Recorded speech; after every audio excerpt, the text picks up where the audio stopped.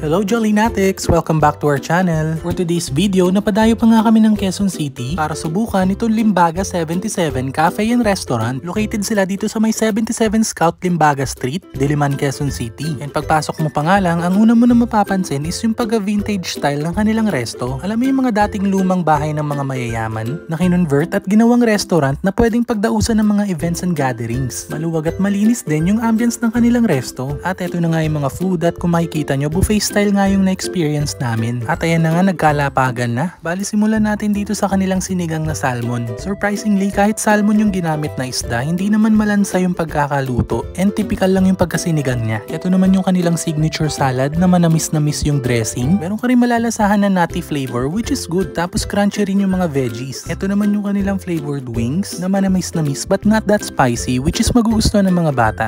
Ito naman yung kanilang beef pochero na sobrang lambot ng beef tapos lasang-lasa mo yung tomato sauce. For me, isa to sa mga nagustuhan ko. Ito naman yung kanilang poke-poke roll or basically Shanghai. Crispy at malasa pero medyo nabitin lang dun sa palaman. Ang isa pang masarap is yung kanilang pork hamonado na hindi OA sa tamis. Malambot yung karne, peppery at isa rin thumbs up para sa akin. At ito naman yung pinaka nagustuhan ko, yung kanilang stuffed laing. Sa unang kagat, tamang-tama lang yung anghang, yung pagkagata. Parang nasa loob mismo ng laing yung mga ground meat. And this is definitely a must try. Yung spicy seafood adobo naman nila, nasa sweeter side siya tapos hindi naman siya masyado maanghang. And for drinks naman, akala ko nung una iced tea pero yung lasa niya parang gulaman. Ito naman yung kanilang perlas ng mangga or mango tapioca na sobrang creamy at hindi masyadong matamis. Sobrang okay to para sa akin. So there you go Jollinatics. I hope nag-enjoy at natakam na naman kayo sa video na to. At sana nabigyan na naman namin kayo ng idea kung saan pwede masarap kumain. Please don't forget to like, share, and follow our page for more videos like this. And as always, thank you so much for watching!